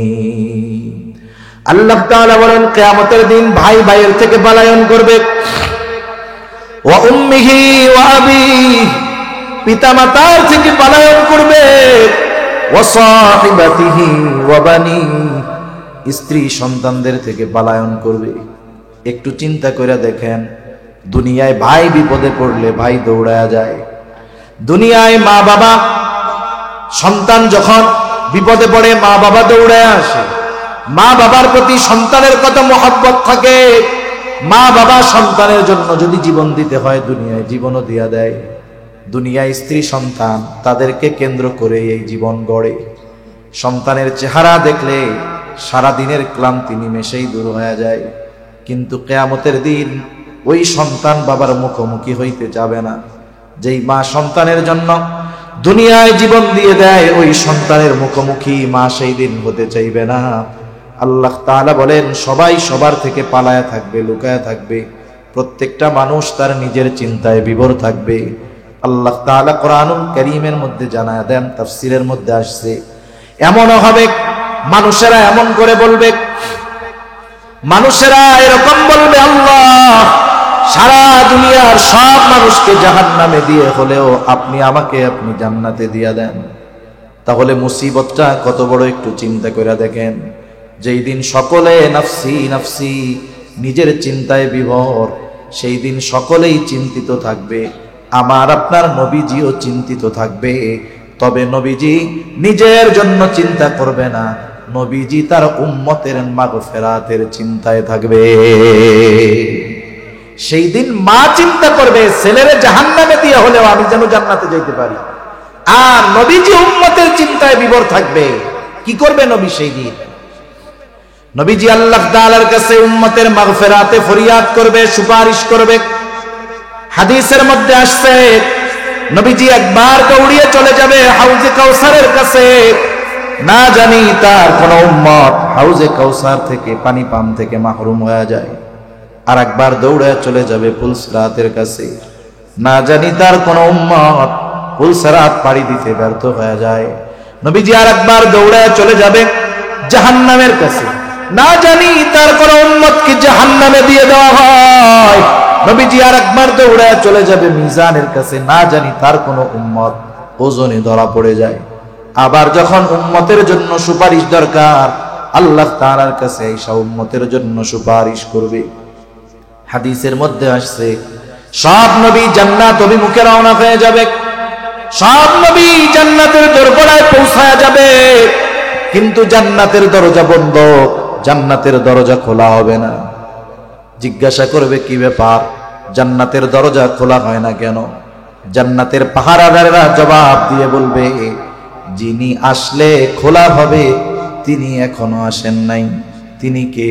বলে তিনি হলেন মুহাম্মদুর রাসূলুল্লাহ সাল্লাল্লাহু আলাইহি ওয়াসাল্লাম।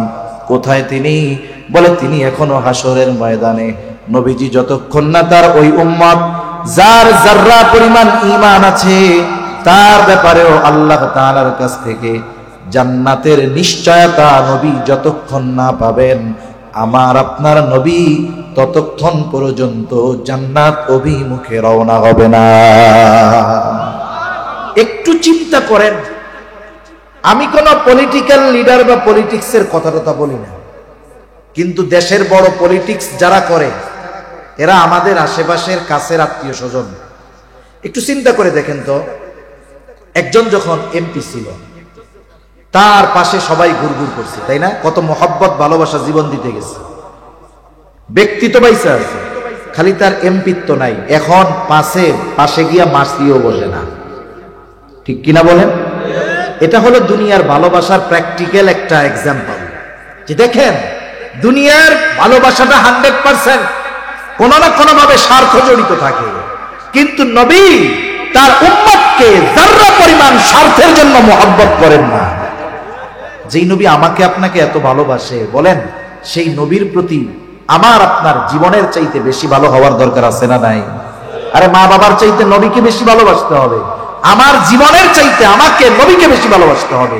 কারণ আমি আমার ক্ষমার ব্যাপারে যত না চিন্তিত, তার চাইতে নবীজি আমার ক্ষমার ব্যাপারে বেশি চিন্তিত। তাহলে আমি আমাকে যতটুকু ভালোবাসি, তার চাইতে নবীজি আমাকে আপনাকে বেশি ভালোবাসে। তাহলে বলেন, এ ভালোবাসা কি ওই পায়খানার ট্যাঙ্কি নিয়ে ঘুরে বেড়ানো একটা মেয়ের জন্য হবে নাকি নবীজির জন্য হবে? তাহলে ভালোবাসা কোথায় দিচ্ছি আমরা? আমাদের এই ভালোবাসাগুলো কোথায় দিচ্ছি একটু চিন্তা করেন। প্রতিটা মুহূর্ত আমরা এই ভালোবাসা শব্দটাকে অপবিত্র, কুলুষিত করতেছি, ঠিক কিনা? যে ভালোবাসা হওয়ার কথা ছিল আল্লাহর জন্য, নবীর জন্য। আমি একটা আয়াত তো তিলাওয়াত করেছিলাম যে আমাদের প্রতি নবীজির ভালোবাসা কত, এটা বলার জন্য। আপনারা কষ্ট পাচ্ছেন? আমি কিন্তু এত সময় কথা বলা আমার পছন্দ হয় না, আমি বলতে পারিও না, চাইও না। কারণ কথা বেশি বললে তো আমারই কষ্ট হবে বেশি, আমার কষ্ট বেশি হবে না? কিন্তু এরপরে অনেক সময় অনেক মজলিসে মনে হয় যে শ্রোতা কম হলেও কিন্তু শ্রোতাদের আগ্রহ খেয়াল আছে অথবা বলার দরকার মনে হয়, এজন্য কিছু কিছু সময় একটু বেশি কথা বলি, নাহলে আমারও এখন কথা বললে বুক ব্যথায়। আর আমি তো ওই ধরনের ওয়াজ পারিও না। মনে করেন কিছু ঝাল মিষ্টি টক ওয়াজ বুঝেন তো, গান হবে, সঙ্গীত হবে। এক জায়গায় গেছি, তাফসিরুল কোরআন মাহফিল, এনারা তো ওয়াজ মাহফিল নাম দিছে, ঠিক আছে, তাফসিরুল কোরআন মাহফিল দিছে। আমার আগে একজন মুফাসসির তাফসির করতেছে। আমরা মুফাসসিরে কোরআন না, এই যে লেখছে বিশিষ্ট ইসলামী চিন্তাবিদ মুফাসসিরে কোরআন, এনাদের আমি মানা করছি কিনা আমার খেয়াল নাই, আমার দেখলে আমি এটা মানা করি, এই একটা বিষয়। আরেকটা হলো পোস্টারের মধ্যে আমন্ত্রিত ওলামায়ে কেরাম মোটা তাজা না করা ভালো। ওরা চিন্তা করছে হুজুর মনে হয় মোটা সোটা, এই জন্য হুজুরের নামটা একটু মোটা সোটা করে দিই, এই জন্য অন্যান্য হুজুররা একটু চিকুন চাকুন, এই জন্য অন্যান্য হুজুরদের একটু নাম চিকুন চাকুন করে দিই। সেটা ঠিক না। একটা পোস্টারের মধ্যে একটা ব্যক্তির শান, মান, মর্যাদা, অবস্থানের আলোকে নামের তারতিব হওয়া ভালো। মনে করেন এখানে একজন বড় একজন বুজুর্গ আলেম ছিলেন, এশার পর বয়ান করছে, জাউসার মাদ্রাসার মুহতামিম মুফতি জাহিদুল ইসলাম কাসেমি সাহেব, নামটা ছিল, উচিত ছিল হুজুরের নামটা উপরে দেওয়া।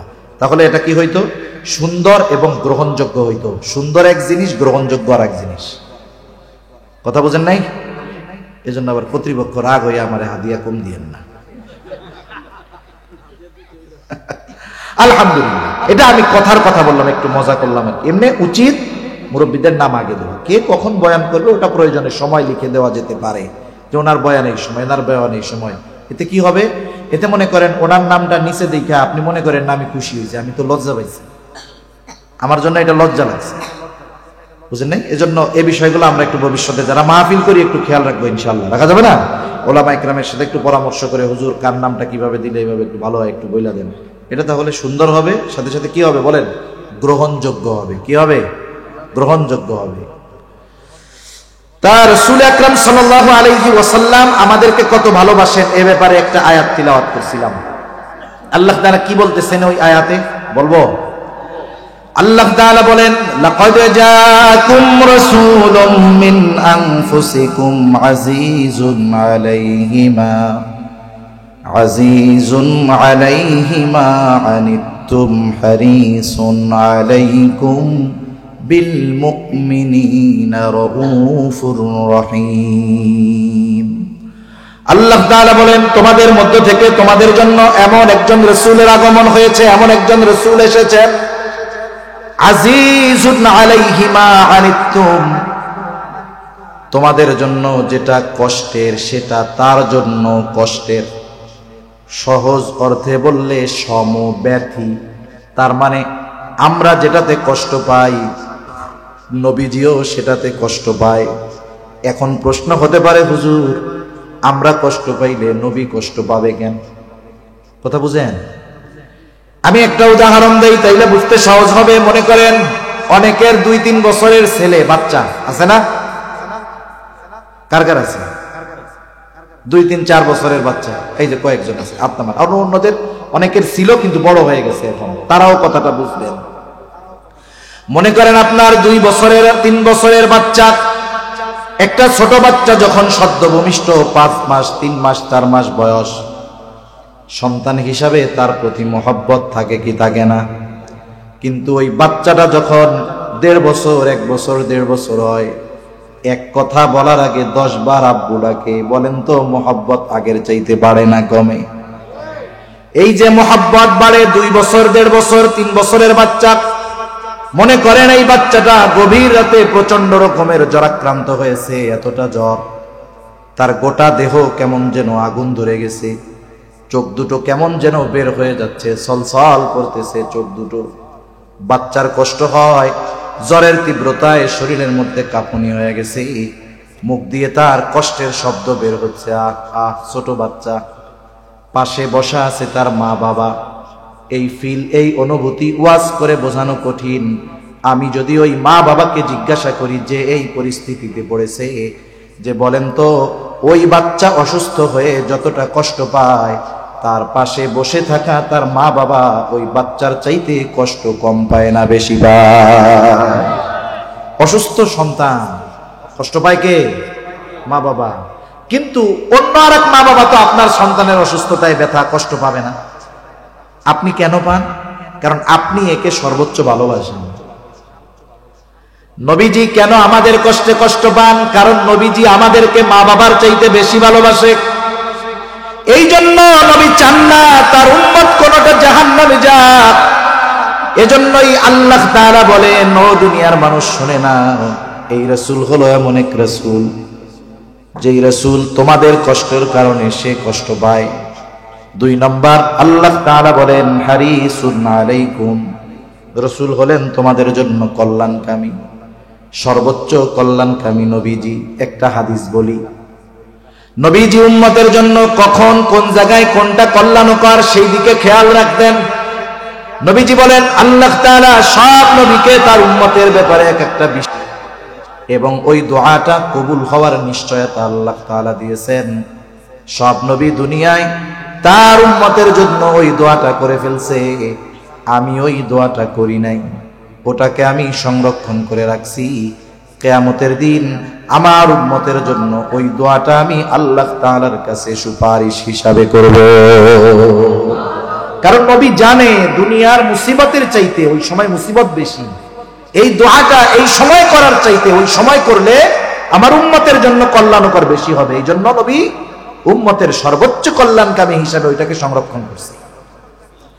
তবে মুমিনদের প্রতি নবীজির ভালোবাসা হলো স্পেশাল ভালোবাসা। সবার জন্য ভালোবাসা আছে, কিন্তু মুমিনদের জন্য কি ভালোবাসা বলেন? স্পেশাল। এজন্য আল্লাহ তাআলা বলেন, বিল মুমিনিনা রাউফুর রহিম, মুমিনদের জন্য তিনি হলেন রাউফ, তিনি হলেন রহিম। আল্লাহ তাআলার অনেকগুলো গুণবাচক নাম আছে। গুণবাচক নামগুলোর মধ্যে অন্যতম 2টি নাম হলো রাউফুর রহিম। এখন বলেন, রাউফুর রহিম কে? আরো জোরে বলেন কে? রাউফুর রহিম আল্লাহ। দুনিয়ার কোন মাখলুক রাউফ হতে পারে না, দুনিয়ার কোন মানুষ রহিম হতে পারে না। অতি সদয় পরম দয়ালু একমাত্র আল্লাহ। কিন্তু নবীজির উম্মতের প্রতি কেমন দয়া, কেমন মায়া, কেমন সদয়, কেমন ভালোবাসা, এটা আমাদেরকে বোঝানোর জন্য আল্লাহ তাআলা নিজের সাথে যে শব্দ রাউফুর রহিম, ওই 2টি শব্দ নবীর শানে ব্যবহার করে বলতেছে, এই নবী হলো তার মুমিন উম্মতদের জন্য রাউফুর রহিম, অতি সদয় এবং পরম দয়ালু। নবীজি তার উম্মতের জন্য রাউফুর রহিম বলতেছে কে? আরে যার নাম সে যদি আরেকজনের শানে ব্যবহার করে এক্ষেত্রে তো আর শিরক হবে না, আমরা বলতে পারবো না। কিন্তু আল্লাহ বলতেছে এই নবী তার মুমিন উম্মতের জন্য রাউফুর রহিম তথা অতি সদয় পরম দয়ালু। কে? নবীজি। বলেন কে? তাহলে নবী আমাদের কত ভালোবাসে, এর চাইতে আর বোঝানোর কিছু আমার কাছে নাই। নবীজি যে আমাদের, নবী আমরা কত ভালোবাসি সেটা পরে রাখেন, নবীজি আমাদের কত ভালোবাসে এর চাইতে আমি আর কেমনে বুঝাবো, আমার আর যোগ্যতা নাই। আপনারা বুঝতে পারছেন? তাইলে এই পুত পবিত্র ভালোবাসা শব্দটাকে আমরা অপবিত্র বানায় ফেলতেছি, ঠিক না? যেহেতু আল্লাহ ভালোবাসে, আল্লাহকে ভালোবাসতে হবে। নবীজি আমাদের এইরকম ভালোবাসা বাসে। এখন আমরা যদি নবীজিকে ভালো না বাসি, তাইলে আমাদের মতো নালায়েক আর কেউ আসেনি। এখন নবীরে ভালোবাসতে হবে, কেমনে বাসবো? নবীজিও জানে উম্মত তার প্রতি আমার ভালোবাসার খবর যাই না, আমাকেও ভালোবাসতে চাইবে। কেমনে আমার উম্মত ভালোবাসবে? হাদিস বলছিলাম, নবীজি বলেন, উম্মত টেনশন কইরো না। আরে আবু বকর তো নবীকে সামনে পেয়েছে, এই জন্য নবীর কথায়, নবীর মহব্বতে বাড়ির সব সম্পদাই না নবীর সামনে রাখছে। হযরতে তালহা নবীজিকে সামনে পেয়েছে, উহুদের ময়দানে শত্রুর অস্ত্রের আঘাতের সামনে নিজের বুকটাকে নবীর জন্য ডাল বানায়া দিছে। আমরা তো নবীকে সামনে পাই নাই, কেমনে ভালোবাসবো? নবীজিও জানায়া দেন কেমনে ভালোবাসবা, শোনো। মান আহাব্বা সুন্নতি ফাকাদ আহাব্বানি ওয়া মান আহাব্বানি কানা মাই ফিল জান্নাহ। নবীজি বলেন, যে আমার সুন্নতকে অনুসরণ করলো, মোহাব্বত করলো, সে আমি নবীকে ভালোবাসলো। আর নবীকে যে ভালোবাসবে, নবী জানায় দেন নবীর সাথে সে জান্নাতে থাকবে। তাহলে নবীর সুন্নতকে মোহাব্বত করলে নবীকে ভালোবাসা হয়, ঠিক কিনা বলেন? নবীকে ভালোবাসলে নবীর সাথে জান্নাতে থাকা যায়। নবীর সাথে জান্নাতে থাকতে পারা এটা বড় সৌভাগ্যের ব্যাপার। আমরা আমাদের প্রিয়জনদের সাথে একটু সময় কাটানোর কত চেষ্টা করি, কিন্তু নবীর সাথে থাকতে পারা এটা কত সৌভাগ্যের ব্যাপার। নবীজির মুখে যখন হযরত আনাস রাদিয়াল্লাহু তাআলা আনহু শুনলেন, লম্বা হাদিস, নবীজির মুখে শুনলেন, নবীজি বললেন, আল মারউ মা'a মান আহাব্বা, যে যাকে ভালোবাসে তার সাথে অবস্থান করবে। এটা শুনছে হযরত আনাস রাদিয়াল্লাহু তাআলা আনহু বলেন, নবীর সাথে জান্নাতে থাকতে পারবো। এই কথাটা শুনে আমরা তথা সাহাবায়ে কেরাম এতটা খুশি হয়েছে যে ইসলাম আসার পরে আর কোনো কথার দ্বারা আমরা এতটা খুশি হই না। তাহলে নবীর সাথে থাকতে পারা এটা কত বড় সৌভাগ্যের ব্যাপার। এখন নবীর সাথে যদি থাকতে হয়, তাহলে তো আমাদেরকে আগে জান্নাতে যাওয়া লাগবে। জান্নাতে গেলেই না সুযোগ আছে, ঠিক না? এখন জান্নাতে যাইতে চাই কারা কারা? হাত উঁচা করি। নারায়ে তাকবীর, নারায়ে তাকবীর, নারায়ে তাকবীর। জান্নাতে যদি যেতে চাই, নবীজি বলেন, কুল্লু উম্মতি ইয়াদখুলুনাল জান্নাতা ইল্লা মান আবা। নবী বলেন, আমার সব উম্মত জান্নাতে প্রবেশ করবে, আবা উম্মত ছাড়া। জিজ্ঞাসা করা হলো, ইয়া রাসূলুল্লাহ, আবা উম্মত কারা?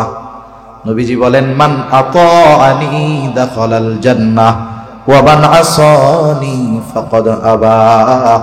নবীজি বলেন, যারা আমার আনুগত্য করলো তথা আমার সুন্নাত অনুসরণ করলো, এরা জান্নাতে যাবে। আর যারা আমার অনুসরণ করলো না, আনুগত্য করলো না, সুন্নাত মানলো না, নবীজি বলেন এরা আবা উম্মত, এরা জাহান্নামে যাবে। এই দুই হাদিসের সংমিশ্রণ করলে, এই দুই হাদিসের সার নির্দেশ হলো, নবীকে যারা, নবীর সুন্নতকে যারা মুহাব্বতের সাথে অনুসরণ করবে, ওই মানুষগুলো জান্নাতে যাবে এবং নবীর সাথে তারা থাকবে। এই নিয়ামত, এই বরকত আমরা সকলে অর্জন করতে চাই কি চাই না? তাহলে আফসোসের বিষয় হলো, এটাও চাই নবীর জন্য জীবনও দিতে পারি, কিন্তু যদি নবীর জন্য সুন্নাতের কথা বলে, সুন্নাত মানতে আমরা রাজি নেই। আপনি যদি নবীর জন্য জীবন দিতে পারেন, তাহলে নবীর জন্য দাড়ি রাখতে সমস্যা কোথায়? আপনি যদি নবীর জন্য জীবন দিতে পারেন, তাহলে নবীর জন্য লম্বা জামা গায়ে দিতে অসুবিধা কোথায়? তার মানে বোঝা গেল, আমরা নবীকে যে ভালোবাসার কথা বলি, এটা আসলে ফেক ভালোবাসা। ফেক ভালোবাসা তো ছিলেন, ফেক আইডি ছিলেন না, দামি ভালোবাসা, ফেক ভালোবাসা। এই ভালোবাসার দাম আছে, জোরে বলেন না আছে। এখন অনেকে কইব, হুজুর আপনাদের কাছে কি আর সুন্নাত টুন্নাত নেই, খালি দাড়ির কথা কয়। দাড়ি হলো এমন এক সুন্নত, যেই সুন্নাত অন্যান্য অনেক সুন্নাত পালনে সহায়ক হয়। দাড়ি হলো এমন সুন্নত যেটা মানুষকে গুনার থেকে বাঁচায়, ঠিক কিনা করেন? আচ্ছা, মনে করেন একজন লোক এলাকায় আসছে, দাড়ি দড়ি কিচ্ছু, আমি কোনো দাড়ি যার নাই তারে ছোট করতেছি না, আমরা দোয়া করি আল্লাহ তাআলা প্রত্যেকটা মুমিনের মুখকে নবীর সুন্নাত দাড়ির দ্বারা ভরপুর করে দেন। সকলে বলি আমিন।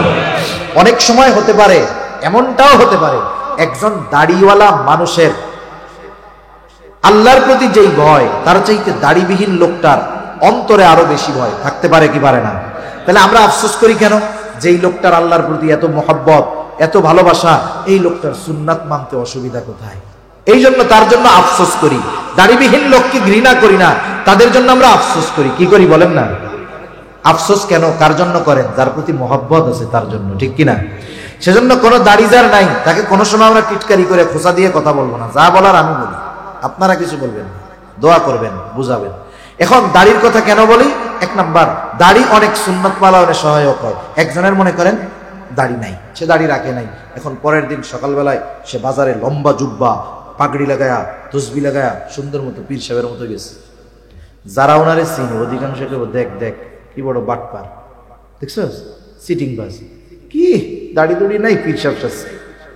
খোসা কথা বলবে কি বলবে না?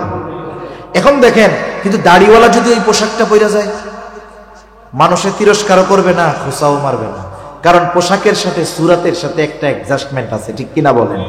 এই যে দেখেন, আপনি লম্বা জামা গায়ে দিতে এখন আপনার ঝামেলা মনে হয়, কিন্তু দাড়ি যখন রাখবেন না, এটা গায়ে দিতে আর ঝামেলা মনে হবে না। এরকম অনেক সুন্নাত আছে, এক দাড়ির জন্য সহজ হয়ে যায়।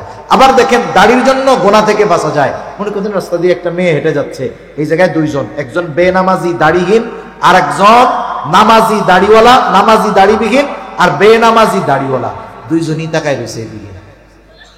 এখন মানুষজন যদি দেখে যে এই দুই লোক তাকায় আছে, ওই দাড়িবিহীন নামাজিরে কিছু বলবে না, দাড়িওয়ালারে বলবো ওরে বাবা দাড়িও রাখো আবার এরকম। তাহলে তার মানে দেখেন, দাড়িওয়ালারা ইচ্ছায় না হলেও অনিচ্ছায়ও অনেক সময় গুনার থেকে বাঁচার চেষ্টা করে। এটা দাড়ির একটা আজমত। কেন দাড়ি রাখেন না? অনেকে বলে দাড়ি রাখলে চাচা বলবে, আরে বলুক না চাচা, অসুবিধা কি?